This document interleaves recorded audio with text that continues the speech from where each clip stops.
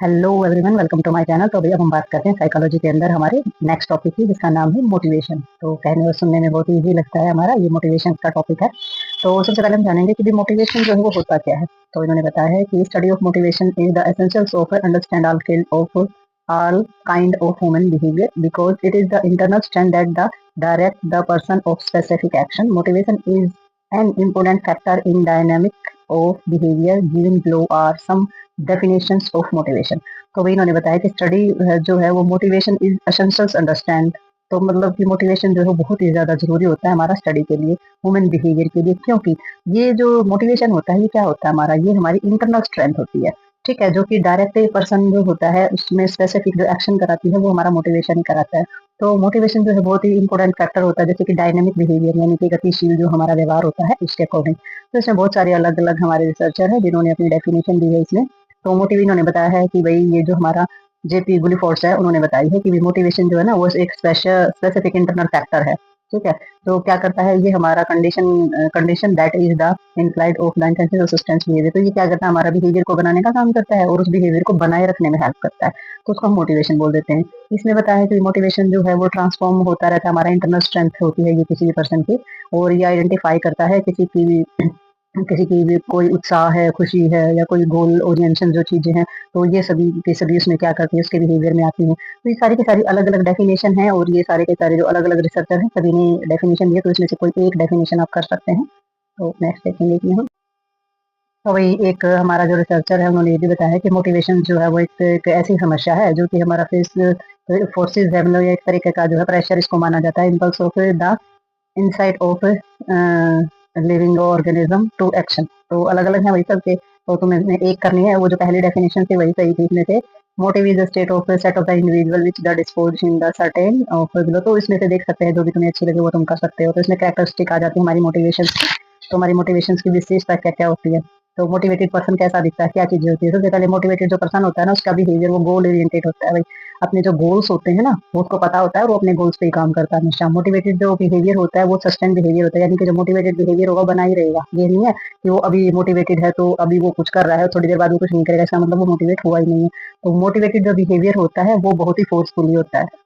ठीक है, मोटिवेटेड जो बिहेवियर होता है वो सिलेक्टिव होता है, यानी कि किसी किसी में रेयरली ये चीजें पाई जाती है। तो मोटिवेटेड जो हमारा बिहेवियर होता है वो हमारा क्या करता है, वो स्प्रेड करता है एनर्जी और कॉन्शियसनेस, यानी कि हमारे ऊर्जा को स्प्रेड करने का काम करता है, हमारी शक्ति को बढ़ाता है और काम करने की एनर्जी को ज्यादा करने का काम करता है। और मोटिवेटेड जो बिहेवियर होता है वो हमारा पॉजिटिव और नेगेटिव दोनों प्रकार का हो सकता है। हम ये नहीं कह सकते कि मोटिवेटेड बिहेवियर यानी कि कोई इंसान पॉजिटिव चीज के लिए मोटिवेट हुआ तो पॉजिटिव वर्क करेगा, नेगेटिव के लिए हुआ तो नेगेटिव वर्क करेगा। ठीक है, तो दोनों टाइप की चीजें जो इसके अंदर हमारी आ जाती हैं। नेक्स्ट इन्होंने बताया है कि want, desire, ambitions, user and need and synonym of the motivation and is the interrelated. तो भाई हम क्या चाहते हैं, हमारी क्या खुशी है, हमें क्या हमारे एम्बिशंस है, यानी कि क्या हमारे सपने हैं और क्या चीजें हमें चाहिए, क्या हमें जरूरत है। तो ये सारी की सारी किस चीज के सिनोनियम है, हमारे मोटिवेशन के सिनोनियम है, प्रायवाची है हमारे मोटिवेशन के। ठीक है, तो ये जो हमारी आकांक्षाएं, महत्वाकांक्षाएं हैं, जरूरतें हैं, खुशियां हैं, ये सारी की सारी हमारी पर्यायवाची है किस चीज की, मोटिवेशन की। ठीक है, हमें कहीं ना कहीं से मोटिवेशन मिलता है और फिर हम उन चीजों पे काम करते हैं, हम उन चीजों को चाहते हैं और फिर हम उनको पाने की कोशिश करते हैं। तो ये हमारी मोटिवेशन की कुछ विशेषताएं हैं। नेक्स्ट देखेंगे इसमें हम।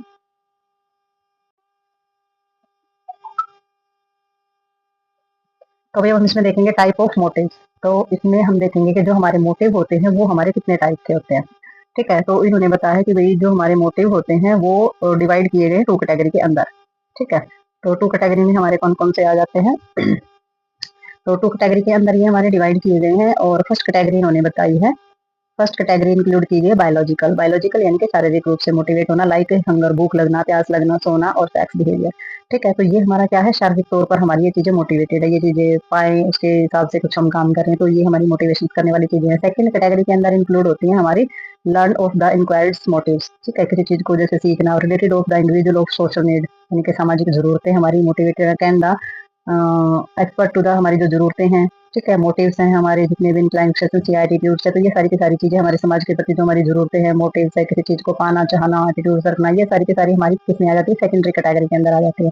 Given below the description of some of the motives. तो इसमें हमारी जो डिस्क्रिप्शन है इसमें नीचे दिए गए हैं काफी टाइप के कुछ हमारे जो मोटिव्स होते हैं, जैसे कि जर्नल है, इमोशंस है, तो काफी टाइप के हमारे मोटिव होते हैं, तो उसके बारे में हम आगे जानेंगे।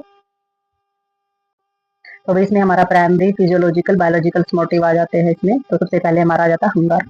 सबसे पहले हमारा भूख आ जाता है। फिजियोलॉजिकल और बायोलॉजिकल में तो शारीरिक रूप से हमारी हंगर यानी कि भूख लगना, person need food after the working of losing physical energy. तो इंसान को क्या है, जरूरत महसूस होती है खाने की जब वो काम करता है और कुछ एनर्जी को जो वेस्ट करता है। तो hunger effect by the environment, ठीक है। तो एनवायरमेंट है, फिजिकल कंडीशन होती है, किसी चीज की खुशबू आना, खाने का जो टेस्ट होता है वो, और खाने को किसी देखना, हमारी जो पसंद और नापसंद है जैसे कि लाइक और डिसलाइक है किसी भी इंसान की। तो active the lever of hunger, ठीक है। तो जो लीवर है उसका एक्टिव होना, तो हंगर सेंटर मेंटल कंडीशन, ठीक है। और हमारी जो मेंटल कंडीशन है, हमारी मानसिकता है जो खाने को लेकर के, तो ये जो सारी की सारी जो चीजें हैं ये हमारी जो है फूड जो हंगर यानी कि जो भूख है उस पर असर डालती है। Hunger is very strong motive and can drive a person to do anything. तो हंगर जो है वो बहुत ही स्ट्रॉन्ग मोटिव होता है हमारे लिए, तो वो किसी भी पर्सन से कुछ भी करा सकता है। अगर किसी को भूख लगी है तो वो बहुत ही ज्यादा मात्रा में, अगर किसी को भूख लगी है तो वो चोरी तक भी कर सकता है। तो इसलिए स्ट्रॉन्ग मोटिव बोला जाता है इसको, ठीक है। नेक्स्ट इसमें आ जाता है थर्स्ट। तो थर्स्ट के अंदर जैसे कि वाटर है, वाटर एक बेसिस है हमारी लाइफ के अंदर, एक बेस है, बेसिस चीज है, यानी कि ये तो लाइफ के अंदर इंक्लूड होती है।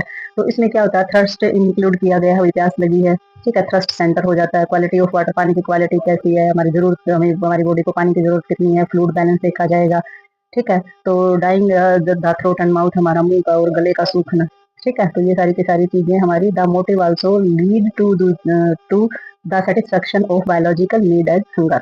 तो वही ये हमारा मोटिव भी है, और जो हमारे जो सेटिस्फेक्शन होता है बायोलॉजिकल, जो हमारी जरूरतें होती हैं, भूख की जो जरूरतें होती हैं, तो उन सभी को सेटिस्फेक्शन करना होता है, ठीक है। तो ये हमारा मोटिव भी है और ये हमारा लीड करता है सेटिस्फेक्शन को भी, हमारी शारीरिक रूप से जो भूख की जो जरूरत है उसको, ठीक है।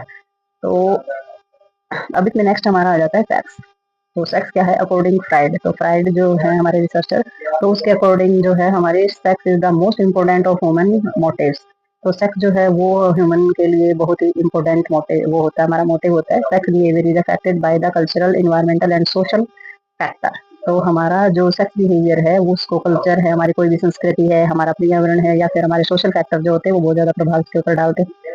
और this is way all people, और जो कोई भी जो इंसान होता है, worth man of the woman have varying intensity of sexual need, और जो औरत है और आदमी है वो अलग अलग प्रकार से, हमारे जो सेक्सुअल जो जरूरतें होती है वो अलग अलग होती है, ठीक है। वो वेरी करता है कि किस इंसान के प्रति सेक्सुअल नीड कितनी है। तो सेक्सुअल जो ड्राइव होता है depend upon the follow of hormones, और जो सेक्सुअल जो चीजें होती हैं वो सारी की सारी हमारे हॉर्मोन्स के ऊपर डिपेंड होती हैं, जैसे कि ब्यूटी ऑफ वुमन, किसी औरत का ज्यादा सुंदर होना, ठीक है। फेमिनिटी यानी कि स्त्रीत्व उसके सुंदर होना, और कोई जो मर्द होता है उसके अंदर जो है पुरुष, जो मर्दानी हम जिसको बोल देते हैं, मस्कुलाइनिटी, स्ट्रेंथ होना, तो इस चीज के ऊपर वो डिपेंड करता है। तो भाई ये जो है ये हमारी आ जाती है प्राइमरी, जो हमारी फिजियोलॉजिकल और बायोलॉजिकल मोटिव, ठीक है। तो नेक्स्ट देखते हैं इसके अंदर हम, तो man feel the drive for sex, ठीक है। तो मैन जो होता है उसके लिए जो सेक्स होता है वो ड्राइव होता है, यानी कि एक मतलब की नीड बोली जाती है। और इसमें ऐसा भी होता है कि जो सप्रेस किया जाता है सेक्सुअल ड्राइव में भी the influenced by the sexual disorder. अगर सप्रेस किया जाता है सेक्स को, अगर किसी भी तरीके से सप्रेस यानी कि प्रेस किया जाता है, दबाया जाता है, किस वजह से, हमारा कोई सेक्सुअल डिसऑर्डर मान करके उसको दबाया जाता है। The motive has the deep influence on the personality and progress of man and the structures of the society. तो इसमें क्या माना जाता है, ये एक बहुत ही गहरा इन्फ्लुएंस माना जाता है कि भी हमारी जो पर्सनैलिटी है और जो प्रोग्रेस है किसी भी मैन की, स्ट्रक्चर्स ऑफ सोसाइटी, तो सोसाइटी के अंदर हमारा जो स्ट्रक्चर्स होता है वो दिखाने का काम करता है कि इंसान की जिस तरीके से वो दिखाई देता है, जो उसकी पर्सनैलिटी होती है, जो उसकी प्रोग्रेस होती है, स्ट्रक्चर्स होता है, वो सोसाइटी के अंदर वो माना जाता है ये आइडल है या फिर सोसाइटी के लिए खराब चीज है, ठीक है। स्लीप के अंदर आ जाता है। स्लीप क्या है, एक एसेंशियल टू रिमूव फटीग। तो स्लीप जो है वो बहुत ही ज्यादा जरूरी होता है किस चीज को रिमूव करने में, फटीग यानी कि थकावट को रिमूव करने में, और अच्छी फिजिकल और मेंटल रिलैक्सेशन के लिए, यानी कि मानसिक और शारीरिक रूप से रिलैक्स होने के लिए नींद बहुत ज्यादा जरूरी चीज होती है। तो ये डीप भी हो सकती है, बहुत गहरी नींद भी हो सकती है, और हल्की भी हो सकती है। तो स्लीप जो है वो एक नेचुरल रिलैक्शन होता है, लैक ऑफ सेटिमुली। तो हमारी सेटिमुली जो चीजें होती हैं उसकी कमी जो होती है, इसमें मतलब कि ये दर्शाया गया है कि sleep is a natural reaction of lack of stimuli. तो स्लीप एक मतलब कि एक प्राकृतिक रूप से हमारी सेटिमुली यानी कि उत्तेजना का ना होना ही हमारा स्लीप माना जाता है। Insomnia or less sleep may be due to mental imbalance of the maladjustment of the person. तो कई बार क्या होता है, नींद ना आना या इंसोमिनिया जो प्रॉब्लम होती है यानी कि नींद ना आना, ये हमारी मेंटल इम्बैलेंस या फिर हमारी एडजस्टमेंट, हम किसी चीज की नहीं कर पाता है कोई पर्सन, तो उसका एक परिणाम होता है, ठीक है। और इंटरेस्ट होना या हमारा इंसोनिज्म होना, ये हमारी जो एक्टिविटी होती है पर्सन के अंदर, ये हमारी influenced by the need of sleep, ठीक है, तो ये हमारी क्या हो जाती है, ये हमारी जब नींद जो होती है, वो अगर नींद हमारी अच्छी तरीके से नहीं आती है या नींद की जो हमारी प्रॉब्लम्स होती है उसकी वजह से हमारी ये प्रतिक्रियाएं जो है ये होती है। Effect of sleep is more during night. और नींद जो होती है वो ज्यादातर हमारी नाइट के टाइम पर ही कंप्लीट होती है और तभी हमें सेटिस्फेक्शन मिलता है। ठीक है, तो ये जो हमारा टॉपिक था साइकोलॉजी के अंदर ये हो चुका है हमारा कंप्लीट। तो मिलते हैं नेक्स्ट टॉपिक में और नेक्स्ट वीडियो के साथ, तब तक के लिए बाय बाय।